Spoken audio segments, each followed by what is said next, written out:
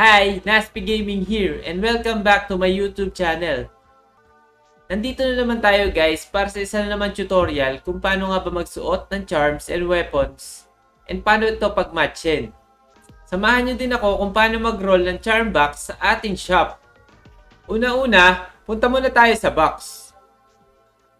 Pag-click natin ng box, makikita natin itong Sino, Weapon, Charm, and NFT box. Puntahan natin itong weapon. Pag-click ko sa weapon, makikita natin yung mga weapon na nakuha natin before.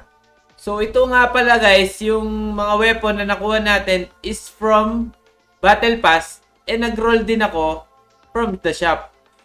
Ito nga pala yung pang Psychic. So, click natin, enhances Tron 8%, plus 8% damage siya, and enhanced Little Magician, plus 8% din. Kung hindi naman natin ginagamit yung Tron, tsaka yung Little Magician, hindi na natin kailangan isuot to. Epekto lang siya kapag ginagamit natin Tron tsaka Little Magician. Next natin. Next naman is itong Richer Stop Evo. Enhances Fireball plus 8%. So, enhances Angel Heart plus 8%. Ang na-enhance naman niya is yung Fireball. Hindi natin ginagamit yung Angel Heart pero ginagamit natin yung Fireball. Pwedeng equip to. Ayan, naka-equip na siya sa akin. And itong naman sa Samurai, halos same lang siya ng mga nakuha ko. Ito nga pala yung Kotetsu, Crescent Moon yan, plus 4%. Same dito sa Kotetsu na to. Ito naman yung Mumei, Meditation naman yung in-enhance niya. Dito naman sa Breaker, A-Raid, halos same lang yung tatlo na yan. Dito naman sa Bastard Sword. Ito ngayon yung ginagamit ko. Dahil ginagamit natin yung Gale. Ito yung horizontal attack ng ating Breaker. Ito naman is Battle Hammer. Ito is Little Cannon. O wala tayong ginagamit na skills dyan. Kaya kahit di natin suot yung dalawa na yan guys, hindi na naman yan gumagana kasi wala naman tayong ginagamit sa skills na may effect siya. Ito is from Psychic ulit, plus 4%. So, mas maganda. Yung nasuot ko kasi plus 8% siya. Ito, 4% lang. Ito, same lang. Metamorphic Wand. Little Magician siya, plus 4%. So, may mas maganda sa kanya, pero hindi natin ginagamit yung Little Magician. Kaya okay lang na hindi natin to isuot. This is for the Ninja naman, Karasu, Torrent Water, plus 4%. Same up. Tatlo siya. Ayan, Poisonous Bomb naman dito sa ating Yoru.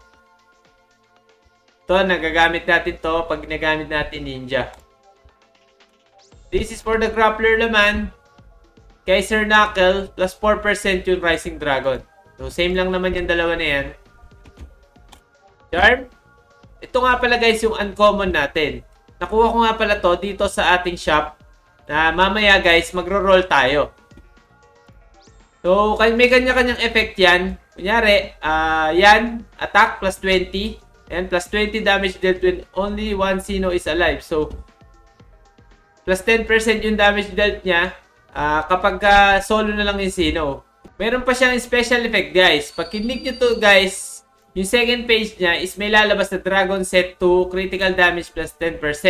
Dragon Set 3, attacks against Sino with full HP will be critical.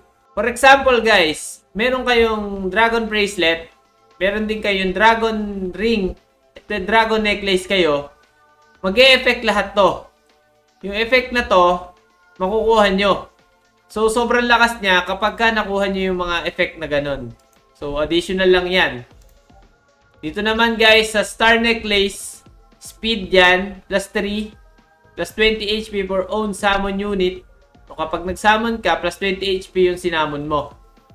And yung second page naman niya, yung Star Set 2, plus 10. Ibig sabihin guys, kapag may kasama siyang Star Ring, tsaka Star Bracelet, mag-e-effect na yung speed plus 25 niya. So sobrang laking bagay nun guys. Saan natin to? Dito naman tayo sa ating Sun Bracelet. Yung Sun Bracelet nga pala is plus 20 attack. Ito'y common lang.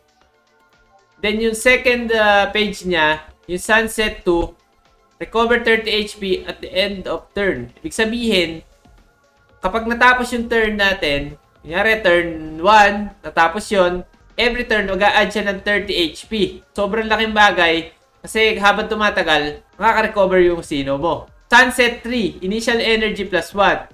Normally, ang ating energy pag nagsisimula tayo sa game is 5. Pagka nakompleto mo yung Sunset 3 at dinagdagan mo nga ng necklace at ng ring ang iyong Sinnoh, meron kang additional 1 energy. Natin to. Ito pa yung ibang klase ng bracelet, Moon. Moon naman, ito naman is for the tank.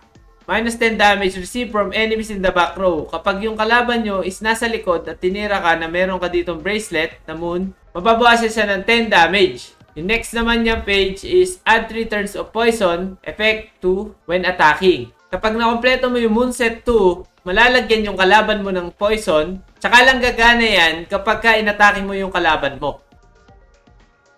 Ito naman ang last natin guys. Itong ground bracelet. Reduces damage taken by 3% when you are in the front row. So kapag nasa front row ka, like sa tank or guardian, sinuot natin to, is mababawasan ng 3% yung damage na makukuha natin sa kalaban. So maganda to guys dito sa ating guardian. So shield plus 15% when activated. Kapag more than 2 or 2 yung ating ground set, makakuha natin ng 15% na shield.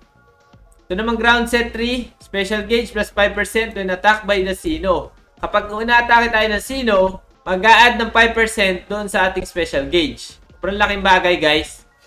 So papakita ko na nga sa inyo guys kung paano nga ba mag-equip nitong mga charms and weapons na to. Punta lang tayo dito sa ating deck. Kung makikita nyo, ito yung new team composition natin. Itong Breaker, Guardian, and Psychic. So punta tayo dito guys sa ating equipment. Punta natin sa equipment, makikita na natin yung kanyang slot. So, isa-isa lang yan. Isang ring, isang bracelet, isang necklace, at saka isang weapon. Punta na tayo dito sa ating Guardian. Kung makikita natin guys, yung Guardian natin, ang nilagay ko is itong ground bracelet. Kasi, reduces damage taken by 3% when you're in the front row. So, maganda yan para sa tank. So, wala pa tayo nakukuhang ibang ground na set. So, kapag meron na guys, isusuot ko na yan. Ang nilagay ko naman dito sa aking Psychic is itong Richer Staff Evo. Kasi gumagamit ako ng Fireball plus 8% yan. Sobrang lakas.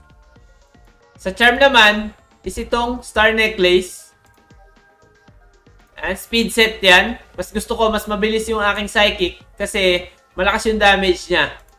Ito naman yung Dragon Bracelet. Damage yung hinabol ko dito at saka itong Dragon Set 2. Kasi sinamahan ko siya dito ng isa pang Dragon Ring.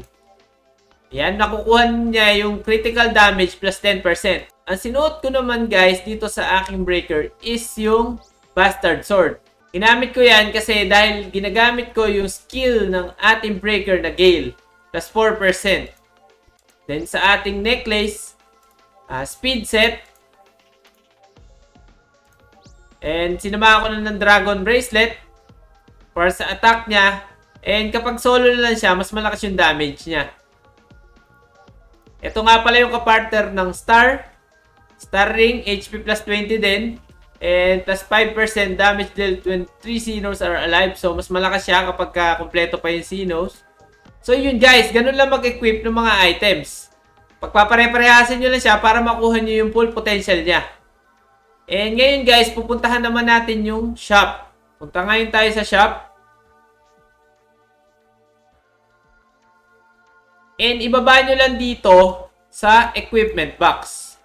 So pagpunta natin sa equipment box, makikita natin tong Common Equipment Gacha at DX Equipment Gacha. Try natin mag-roll guys. Kailangan natin ng 1,000 new coin para makapag-roll ng DX Equipment Gacha. Click natin. And yan, one roll.